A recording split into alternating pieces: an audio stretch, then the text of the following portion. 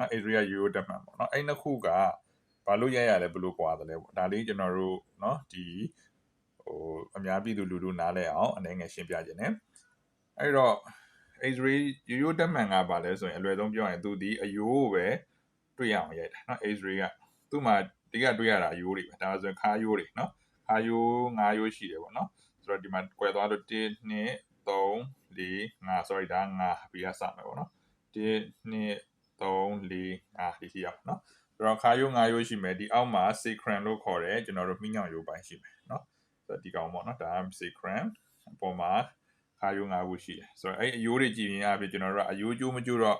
အလွယ်ဆုံးသိနိုင်တယ်အယိုးမကျိုးရင်လည်းကျွန်တော်တို့ဒီအယိုးတစ်ခုနဲ့တစ်ခုကြာ space ပေါ့နော်ဒီ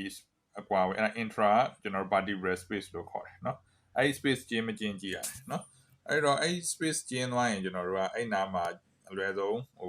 သုံးသပ်ရတာတော့ခါကြောညက်နိုင်တယ်တနည်းအားဖြင့်အယိုးကျွံနိုင်တယ်ပုံမှန်ဆိုဒီကြားထဲမှာ disc တွေရှိအယိုးနှုတ်အဝိုင်းပြားလေးတွေရှိအဲ့ဒါက X-ray မှာတွေ့ရလားဆိုမတွေ့ရဘူး။ဘာမှသွားတွေ့ရတယ်ဆို MRI မှာတွေ့ရတယ်ဒီနားလေးတွေပေါ့နော်။တန်လိုက်တက်မှန်ကြတော့ကျွန်တော်တို့ကအယိုးပြင်အယိုးနှုတ်တွေ့ရတယ်ပြီးရင်သူ့နောက်မှာအာယုံကြောတွေရှိဒါဆိုအာယုံကြောတွေနော်။အာယုံကြောတွေတွေ့ရဆိုအာယုံကြောတွေညက်မညက်အယိုးနှုတ်နေရာကျွံမကျွံနော်အဲ့ဒါတန်လိုက်တက်မှန်မှာတွေ့ရတယ်။အဲ့တော့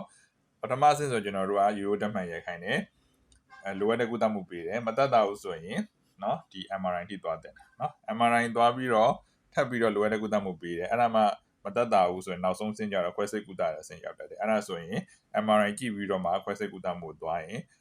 သူ့ရဲ့ကုသမှုကပိုအဆင်ပြေတယ်ပေါ့နော်လုံးဝပြည့်စုံတဲ့အဆင့်ရောက်သွားတယ်ဆိုတော့ဒါကြောင့်မို့လို့စသချင်းဆိုကျွန်တော်တို့ရိုးတက်မှန်ရိုက်တယ်အယိုးအနေထားကိုကြည့်တယ်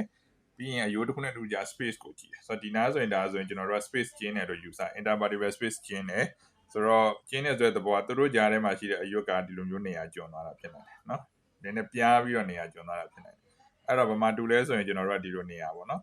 ဒီအပေါ်ကအယွတ်တွေကကြတော့ကျွန်တော်တို့ဘာဖြစ်လဲဆိုရင်ကျွန်တော်တို့ဟိုပါပေါ့ပုံမှန်အယွတ်တွေလို့သတ်မှတ်လို့ရတယ်ဒီနားမှာကျတော့အယွတ်ကပုံမဲသွားပြီးတော့အနောက်ကိုဒီလိုလေးနည်းနည်းကျွံသွားတယ်နော်ဒီမှာဆိုတဲ့အဲ့လိုအဲ့ကျွံသွားတော့ဘာဖြစ်လဲဆိုရင်ဒီနားမှာရှိတဲ့အာယုံကြောတွေကိုသွားဖိတယ်နော်အဲ့ဒီကနေတစ်စင်းကျွန်တော်တို့ကအယွတ်ကျွံခြင်းခါကြောညက်ခြင်းဆိုတာဖြစ်တာเนาะအာယုံကြောတွေသွားပြီးခါကြောညက်တာပေါ့နော်အဲ့တော့ကျွန်တော်တို့က X-ray နဲ့ MRI မှာအဲ့လိုမျိုးတွေ့ရင်ခါရွကျွံသလားခါကြောညက်သလားเนาะကျွန်တော်တို့က